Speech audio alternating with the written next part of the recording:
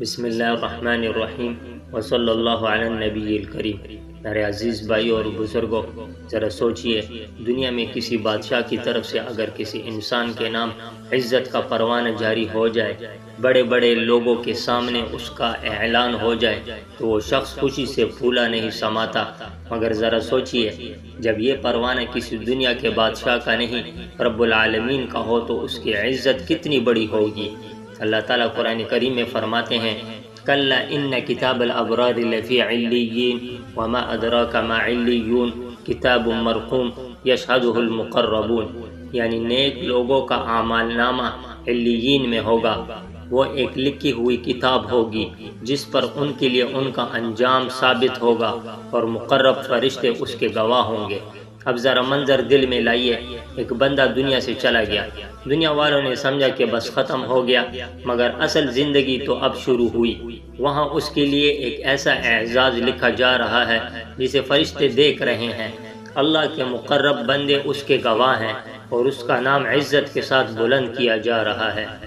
ابن القیم رحمہ اللہ اس آیت کی روشنی میں سمجھاتے ہیں کہ نیک لوگوں کی اس کتاب اعمال کو مقربین کے سامنے ظاہر کرنا ان کی عظمت اور عزت کے اظہار کے لیے ہے۔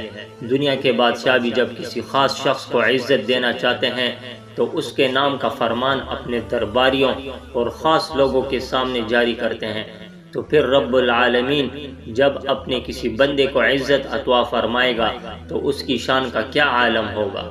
میرے بھائیوں، اصل سوال یہ نہیں کہ دنیا میں لوگ ہمیں کتنا جانتے ہیں، اصل سوال یہ ہے کہ آسمان والے ہمیں کس نام سے جانتے ہیں۔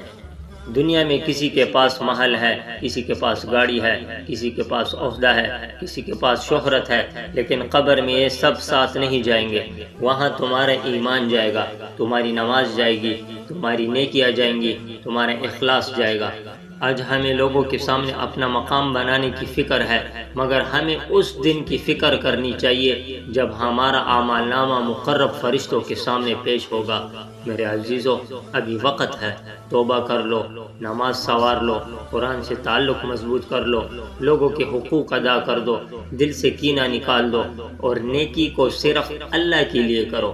کیا خبر ہماری چھوٹی سی نیکی اللہ کے ہاں اتنی پسند آ جائے کہ قیامت کے دن ہمارے لیے عزت کا وہ پروانہ لکھ دیا جائے جسے دیکھ کر فرشتے بھی گواہ دیں۔ اللہ ہمارے اعمال ناموں کو نیک لوگوں کے اعمال نامے میں شامل فرما دے، اور ہمیں اپنی رحمت سے جنت عطا فرما دے، اور قیامت کے دن ہمیں رسوائی کے بجائے عزت کا پروانہ عطا فرما دے۔